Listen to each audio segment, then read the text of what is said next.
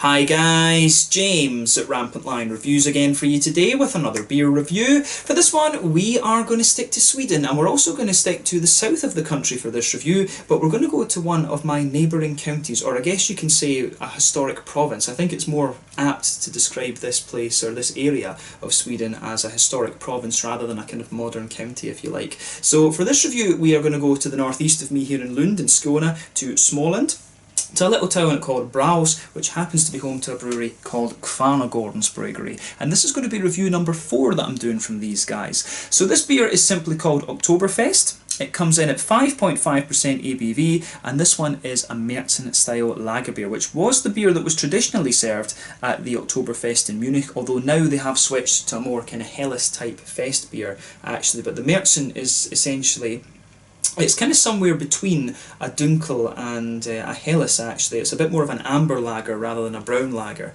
to be honest with you. The Czech equivalent, I guess you could say, would be the Letzak actually, because we've got all the German versions of lagers, the Helles Blonde, the Dunkel Brown, and then we have the Schwarzbier, which is the black one.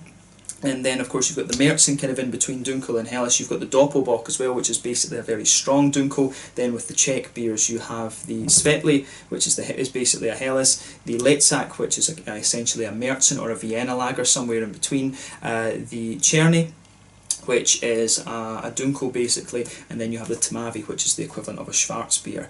But yeah, like I said, this is review number 4 that I've done from this brewery, and I basically got this one on the back of the last review that I did because I had quite a good experience with that. The last beer that I reviewed from these guys was the Redig Pilsner, which was really quite nicely done actually. As I've told you on the channel, I have been going through a little bit of a lager phase recently, and I've just been getting back into the lagers a little bit more.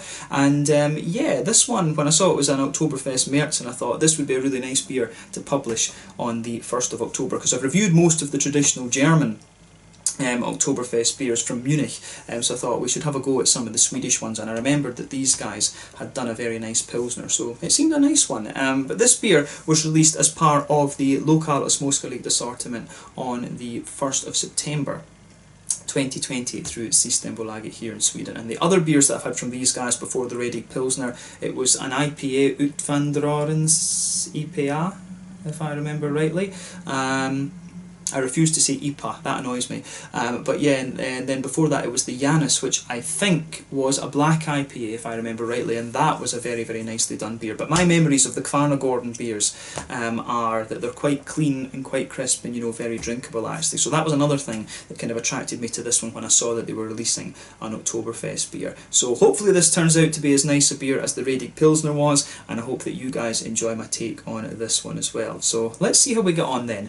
As always with my reviews, I'll tell you a little bit about the brewery before we taste the beer. If you want to get straight to the tasting, just fast forward. All the usual links are in the video description below. That's the brewery website, the link to my other reviews that I've done from Kvarnagårdens before, and you will no doubt see more from these guys in the fairly near future because they are getting more and more prolific. There's all the usual social media down there. If you want to see more reviews, do please consider subscribing to the channel. The whole channel of course has a geography based tagging system, so you can go into the homepage and search for beer based on country, city, state, county, province, prefecture, whatever it is you're interested in. Do check out the playlist of beers from different countries. There is one there for all the Swedish beers that I've reviewed for you. That's constantly being added to, and as always, please do get in touch and let me know some of the other beers and breweries that you guys would like to see me review. It's always great to hear from you guys that are watching the videos, and the support that you show the channel is hugely appreciated. So anyway, to tell you a little bit about Kvarnagårdens Bryggeri then, on to my brewery notes. So Kvarnagårdens Bryggeri, as I've mentioned to you already, are based in a little town called Braås, which is to the north of Växjö,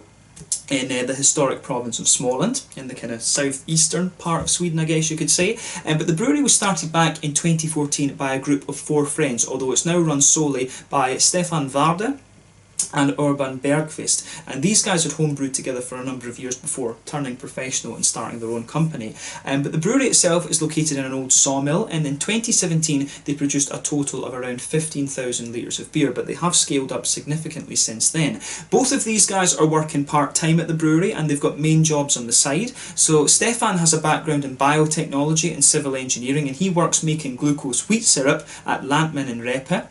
Well, Urban has a background in electrical and software engineering, and he currently works in business development at the Kronoberg plant. But over the next while, they are planning to expand the brewery capacity a bit more with new tanks and things like that, and they have been planning to hire some staff and things to help with this too. But their first goal, they say, is to get a canning machine in, and I'm guessing with the last couple of years having been in cans, that this is probably the case now, that they do have a canning machine. I wasn't able to find kind of more up-to-date information on the brewery, but I'm guessing now that they have a canning machine, either that or they are using a mobile canner to get their beers canned. Because I think when I had the Janus, all of those ones were done by hand. So yeah, that's pretty impressive actually. I can't remember when I first reviewed the Janus. I think that might have been last year, something like that. I really can't remember, but I've known about this brewery I think for maybe around 18 months, 2 years, something like that. But as of September 2020, when I'm filming this review for you, these guys have produced 70 different kind of beers according to Untappd,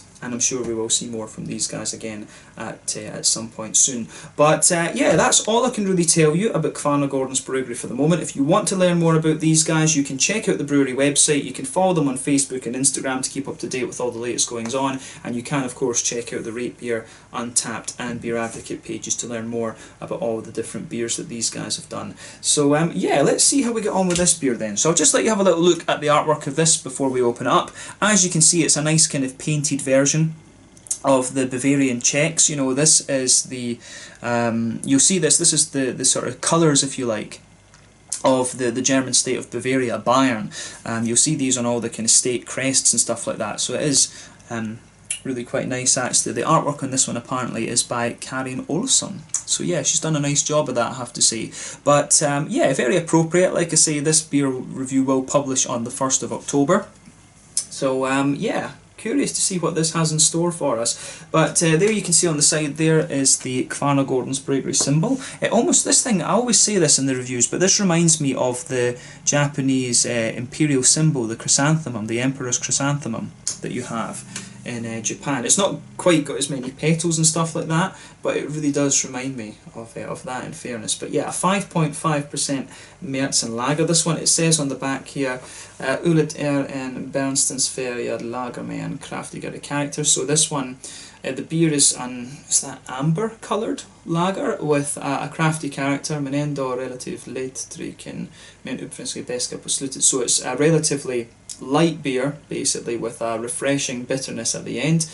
Toner av karamell och rosterbröd får den att passa bra till gedigen tysk humanskål. So this beer, like the flavours of caramel and roasted bread, make this beer fit well with I don't know what Jeding is, but it's saying that it's talking about German homemade food, if you like, husmanskost, German home cooking, I guess you could translate that as. Såväl som bara en pretzel eller varför inte den småländska wursten isterband. So yeah, basically it could also fit well with a pretzel, or why not a Småländsk small sausage, isterband. I don't know if isterband must be the name of the type of sausage. I've never heard of that actually, so I need to try and see if I can find some of those in the supermarkets. We're in Scone, I'm here in Scone obviously, so I don't think it would be too hard to find that, but it would be quite cool to try some Easterband sausages, of course. But yeah, I need to remember that though. I've got so much stuff going on that I probably will end up forgetting that.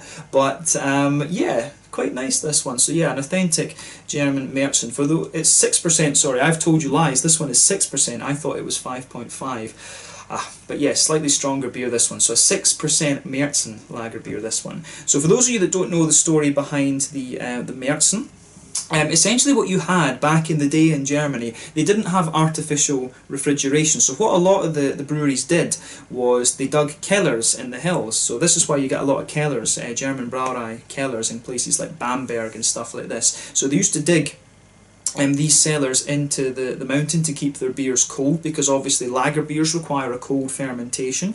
I forget if that's top or bottom fermenting. I think that the lager beers, it's bottom fermenting, it's technically called, but it's cold temperature fermentation anyway.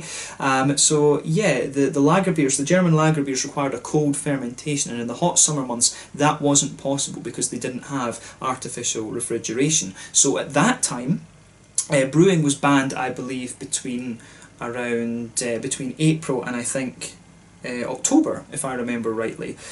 So, you know, the beers that they brewed in March, they would brew these beers, put them in the cellar, they would make them slightly more stronger and slightly more hoppy, and then they would be available to drink in October and things, when over the period that they hadn't been able to brew the beer. And that's why the beers were called Märzens, you know, March beers, essentially, March brewed beers. And traditionally the Oktoberfest in Bavaria, it was started to celebrate the marriage of one of the princes and princesses, if I remember rightly. It was started to celebrate a royal marriage by one of the Grand Dukes of Bavaria. And you know, the Märzen beer was originally the signature beer that was done with that, but they changed it recently to a more kind of light Helles Fest beer, because the Märzen beers were very, very strong, and you know, people just got kind of stupidly drunk on them. So from what I understand, that's the main reason that it's changed to be more of a light fest beer rather than the traditional Märzens, if you like. But yeah, the Märzen style beer is the original Oktoberfest beer, but these days it's a more kind of Helles type fest beer, if you like. So yeah, this one should be really quite nice. A 6% Märzen beer, this one, as I say, I told you lies at the start of the video. 330ml can this, and I think this is a pretty good one to kick off my Swedish reviews for October of 2020. So yeah, let's get this guy out and we will get on with the tasting side of the video then. Oh yeah, this looks nice already. But yeah, I do recommend, if you're into lager beers, and I've been getting really more into them recently, do check out the Redig Pilsner from these guys. That was very nicely done. So yeah, this one should hopefully be just as nice. So yeah, let's have a look at this then. As you can see with this beer, this one has poured a lovely, it's almost a kind of coppery colour actually. That's definitely fair to describe that beer as copper. You can see that the beer itself has a you say it has about a quarter, it had originally about a quarter finger of a frothy, I would say kind of slightly creamy coloured head, but that's just faded away to be nothing at the moment. But yeah, there's one or two big bubbles sticking towards the side of the glass, quite a few little ones going up towards the bottom of where that head would be, but there is virtually no head left on this one, I have to say. Yeah, I think it is definitely fair to describe this beer as a nice kind of rich coppery colour actually. It looks pretty damn good, and I'm not sure how well you're going to see it on the camera, but it does have a degree of natural haze to it. It's obviously nowhere near as hazy as a New England IP or whatever, but it does just have a little bit of that kind of natural haze to it that you'll often find in Helles beers and Dunkels and stuff like this, the different German lager beers. But yeah, it certainly looks the part. Let's have a closer look at the aroma and just see how we get on with this one. Really curious about it. Okay, this one, it actually smells quite, the aroma of this one has a little bit of a kind of, it has a little bit of an earthy, vegetally kind of thing, which I wasn't expecting, to be honest with you. Yeah, it's got a bit of a, the first thing that comes out of this beer for me is a bit of an earthy vegetal thing, and I didn't expect that. I have to say, I didn't expect that. That's something that you can often get from different kinds of yeast. So you wouldn't normally get that in a German Märzen, definitely not. But the more and more that you smell of this one, that aroma does evolve to be a little bit more kind of brown bready. It's like a German kind of rye bread. It's one thing I do miss about living in Heidelberg, was just being able to get a pretzel at the side of the street and things. We can of course just go to Lidl's and get them here in Sweden, which I do quite often actually, because I like a pretzel. Yeah, I do miss the German bread. I've always felt that German bread is some of the best in the world. I love it, and I really do miss that. But this one, it really has a bit of that kind of brown, rye bready type aroma coming out of it, this one, and that's quite nice. That does build the more that you smell of this beer. You definitely get some nice kind of brown sugary notes to this one. It's got a bit of sweet caramel to it, but at the same time it comes across as a little bit more kind of caramelised, if you like. So with this beer, I do wonder if this has been given a slightly longer boil, and I'm not sure if that's a technique that is used by German brewers, to be honest with you. I'm not sure if they do longer boils with Märzens. I think that lager beers usually have a 90-minute boil. 90 minutes is fairly standard. Or it's either 90 or 75, I think. So I do wonder if the boil on this is a little bit longer, because the sugars just come across as a bit more kind of caramelised. You can kind of detect that in the aroma. They just come across as a bit more oily, whereas if it was a shorter boil, I think they would come across as a little bit kind of sweeter, if you like, and maybe a bit more biscuity. So yeah, the two ways to get your beer this kind of colour, it's either to use darker, different types of malts, or it's to have a longer boil. That's the main way to do it when it comes to brewing these beers. So I wonder, maybe this has had a slightly longer boil than some of the other Märzens that I've had, because the sugars just come across as a bit more kind of chewy and oily almost. But yeah, sweet caramel in this one. Definitely a bit of a kind of grainy, biscuity quality there. It does have the more that you smell of this, the more kind of bread crusty it comes across as being. So I do like how that goes together in this beer.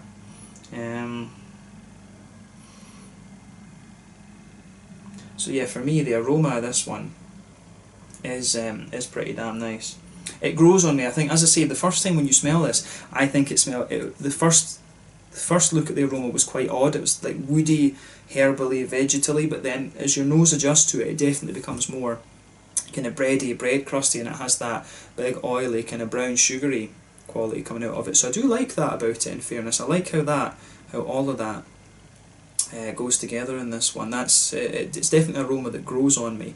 On the hoppy side of things then, it is kind of what you'd expect. You've got a wee bit of you've got a little bit of a kind of bright earthiness in this one. You've got some nice kind of smooth floral notes out of the beer and a little bit of lighter grassiness. I'm pretty sure that it's traditional German hops that are in this one. It will probably be Hallertau or Tettnangers, but this beer is quite malty in fairness. So the hoppy character is less pronounced compared to what you might find in some other lager beers. But on the fruity side of things, what would we say about that? It has got a wee bit of a... Yeah, it has got a wee bit of a kind of... how would we say? It does have a wee bit of a sort of...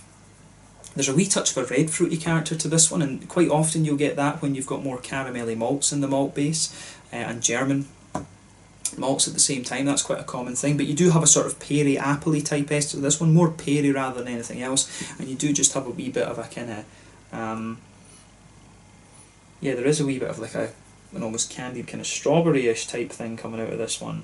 There is just a wee bit of that candied red fruity character to it, which is quite interesting.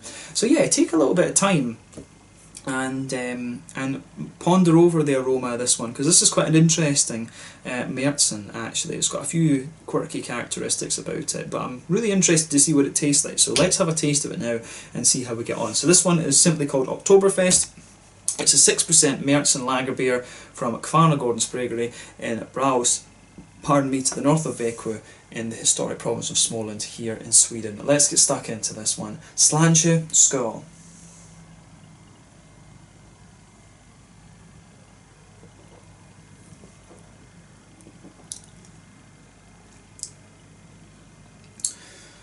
So, yeah, that's quite a nice beer, I have to say. That sort of vegetally, herbally kind of thing that I was picking up at the start of the aroma, that doesn't really come out in this. I don't know where some of these aromas come from, because I get that in a few of the beers. That's one of the things that really makes me wonder about taking one of these beer sommelier courses, and it's partly my chemistry geekiness as well from having studied that. It would be interesting to know what kind of chemicals and stuff give you these particular aromas, because the flavour of this one, the sort of malty side of the flavour, it's not like that at all, I have to say.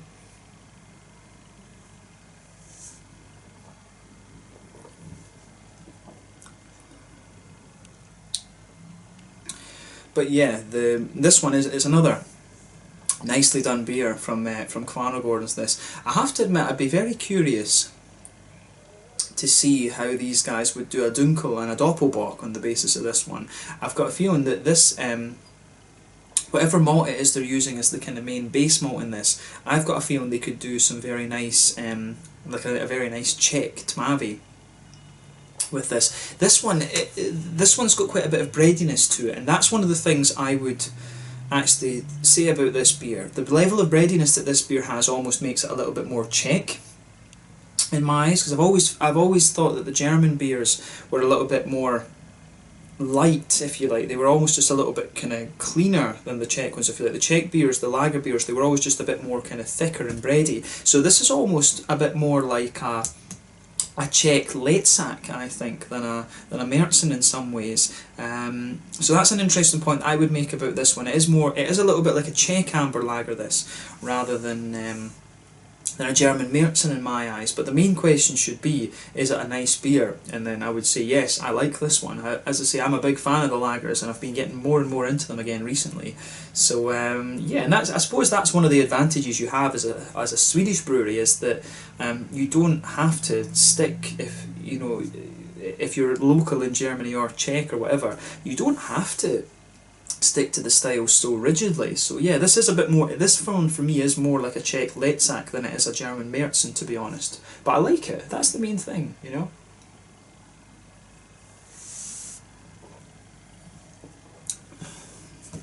But the thing is, I say that, and at the same time the beer does have the water, and this one really makes the beer feel quite clean. So I think the malt base does feel a little bit more Czech almost, but everything else is quite German, so it's almost like a hybrid. I think it's probably fair to say that. But yeah, straight away with this beer you get that nice kind of brown bready quality just blanketing the middle of your palate there, and I really like how that goes together in this one. The bready base of this beer is really nice. So brown bread in the middle third of your palate and the back third of your palate. As you go to the back third of your palate, you can feel it does get a little bit more kind of grainy. And you do start to get a bit more of a kind of toasty, bread crusty quality out of the beer the further back that you go into the palate too. So I do like that slightly grainier side of the beer that we see in this one.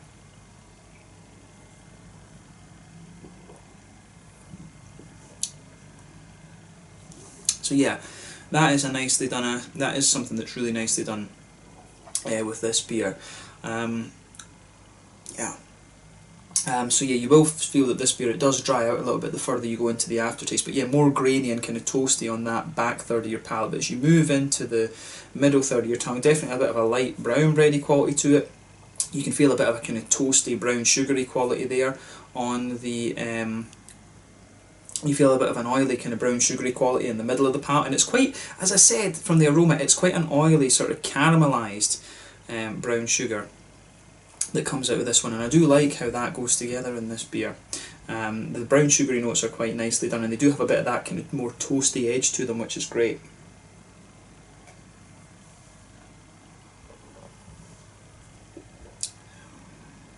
So yeah, as you move towards the front of that middle third of your tongue, you can get a few kind of woody-ish, you do get a few more kind of woody undertones to the beer as well, actually, which I personally quite like. So yeah, this one, it's definitely got that kind of slightly stronger, boozier quality that you expect of a Märzen. It definitely has that, and it's got a good kind of complex, little bit of complexity in the malt base as well. But yeah, it's pretty straight up in that sense, kind of toasty, well-fired bread crust, some nice kind of brown bready, rye bready notes sitting on top of that, a bit more grainy on the back third of your palate, but in the middle third you've got the more oily, kind of caramelised brown sugary notes coming out of it, which I do like. On the front corners of the palate, when you go back diagonally, you will get a few, you do get a few more kind of woody undertones to the beer also, which is quite nice. So I like how that one goes together. Yeah.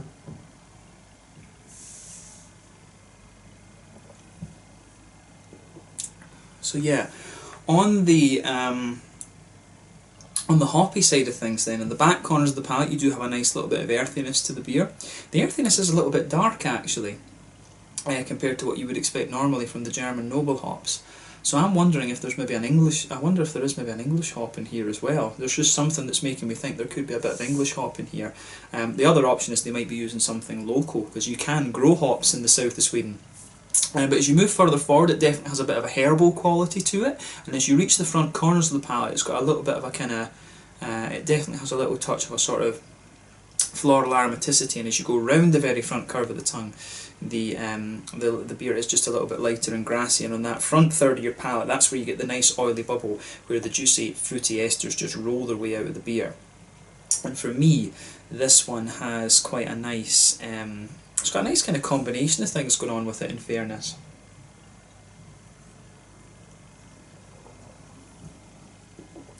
So yeah, It has got a wee bit of a citrusy note. You do get a little bit of citrusy zestiness on the very kind of front part of the palate, but for me, it's quite peary almost. The front of that, front third of your palate there is quite peary. There's a wee touch of a kind of red fruitiness to this beer, but it's kind of minimal, to be honest. I really find that the front of the palate in this beer is quite peary. There's almost a slight kind of gooseberry-ish type note to it as well, which is quite interesting. So I do like how that goes together.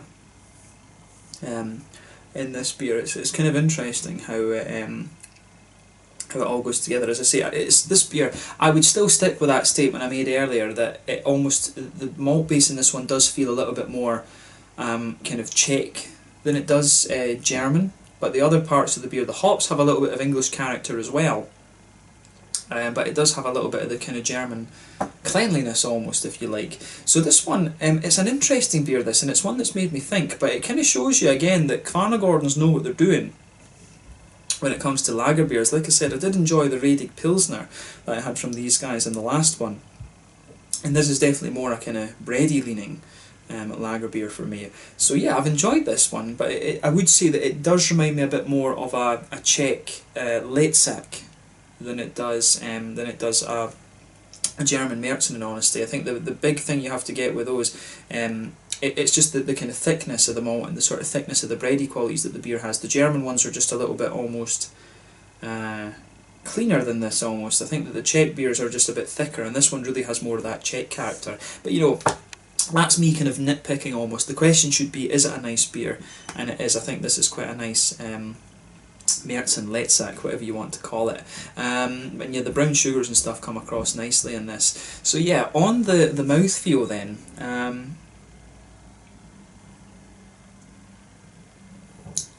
I would describe this beer as being kind of bottom end of mid-bodied, top end of light-bodied.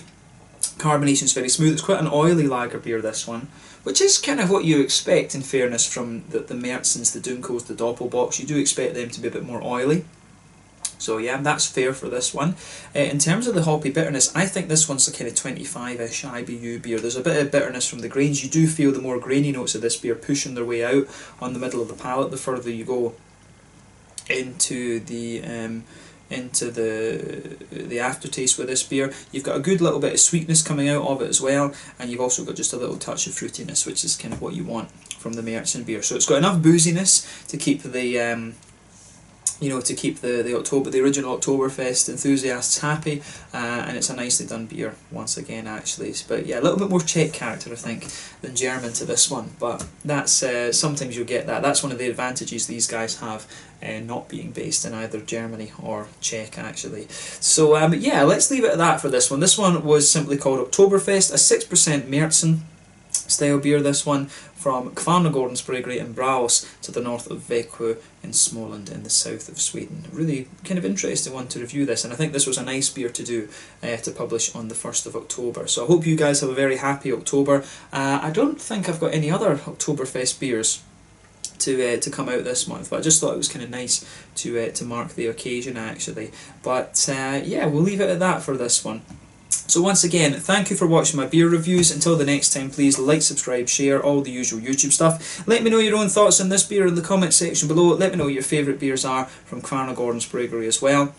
We will no doubt return to these guys at some point in the fairly near future. I hope you've enjoyed this one, but yeah, let's leave it at that for the moment. Thank you again for watching. Check out my social media, check out Kvarnagårdens Bryggeri. Do let me know some other Småland breweries that I should check out, because I know there's some really good ones there that I probably haven't heard of. But yeah, let's leave it at that for this one. So until the next time, it's Slàinte just now, and I'll catch you guys later. Have a few Oktoberfest beers and do enjoy them. Slàinte, skål, cheers, and happy Oktoberfest. Prost.